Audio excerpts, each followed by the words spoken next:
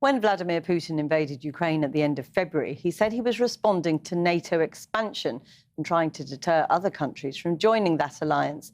Yet the very opposite appears to be happening as Finland, a once neutral neighbour, took a big step towards joining. Finland's leaders said that they want to join NATO as quickly as possible, and if that happens, the Western military alliance will more than double the length of its land border with Russia, given that Finland shares an 830-mile frontier with the country. Kieran Moodley is in the Finnish capital for us now. Kieran. Well, Jackie, this is an historic decision that's been weeks, if not decades, in the making. Because, yes, Finland has been neutral for many, many years. But ever since the fall of the Soviet Union, it's edged closer to the West. It joined the EU in 1995, but it never joined NATO. That was seen as too provocative towards Russia. The war in Ukraine has changed everything. Firstly, the public. Before the invasion, about 25% of Finns wanted to join NATO. Now, that number is in the high 70s. Secondly, the politicians, they've changed. I just spoke to the foreign minister here who said, look, we've always been quite proud of our peaceful, long land border with Russia. But this invasion of Ukraine, it has shown us that Russia are prepared to do anything, to take huge risks.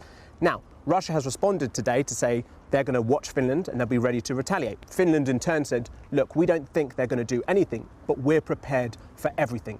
And that's because Finland here is ready. It has conscription. It can call in an army of 280,000 troops. It has 900,000 reservists. It's ready.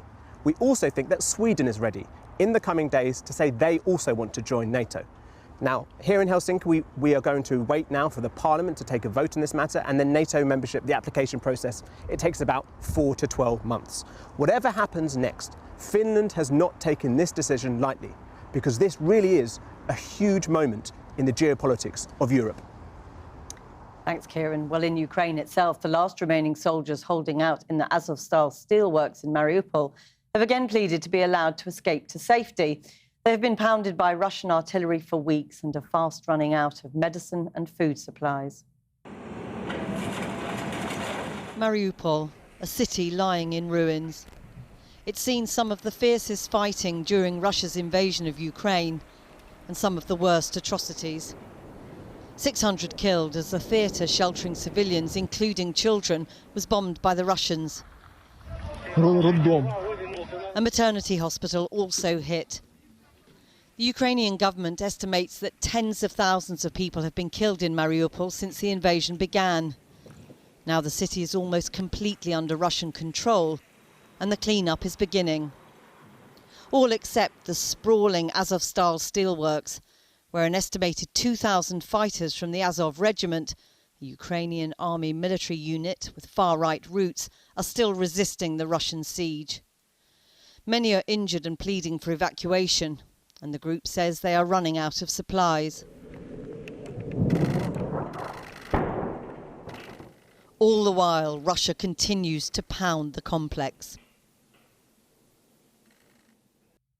Last Sunday, we spoke to the wife of one of the soldiers trapped in the plant, and she told us of her fears for his well-being. Ну, это даже вы себе даже представить не можете, через какой ад эмоциональный ты проходишь, когда тебе муж пишет там какие-то прощальные сообщения или, знаете, список действий, что тебе делать, если там то-то, то-то, то-то случится.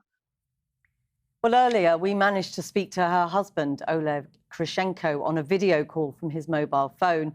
I began by asking him to describe what life is like right now in the tunnels under the Azov Complex. Каждый день пытаются нас штурмовать, мы отбиваемся, но нам это все очень сложно дается, потому что противника, по сути, неограниченный ресурс. У нас ресурсы очень ограничены, в том числе и еда, и вода, и медикаменты. Can you tell me when was the last time you got fresh supplies of food, water and medicine? И на моей памяти, по-моему, последняя поставка была в конце марта. Но еду, воду нам не доставляли. Еда, вода — это то, что мы сами успели напасти себе, какие-то запасы, да, непосредственно ожидая, что мы будем полностью блокированы в городе. From the very beginning, Vladimir Putin has justified the invasion by saying it is to denazify Ukraine. He will not end until the Nazis, as he puts it, are out of Ukraine. It is members of your brigade, some with far-right links, he is talking about. Мне кажется, то, чем мы занимаемся, и то, в каких мы условиях сейчас находимся, уже не первый месяц, а мы в окружении с 1 марта. Я считаю, совершенно неуместно спрашивать, что мы думаем там по поводу того, считают они нас нацистами, фашистами и так далее. Мы военные, выполняем свой долг сполна, выполняем его хорошо и будем дальше выполнять.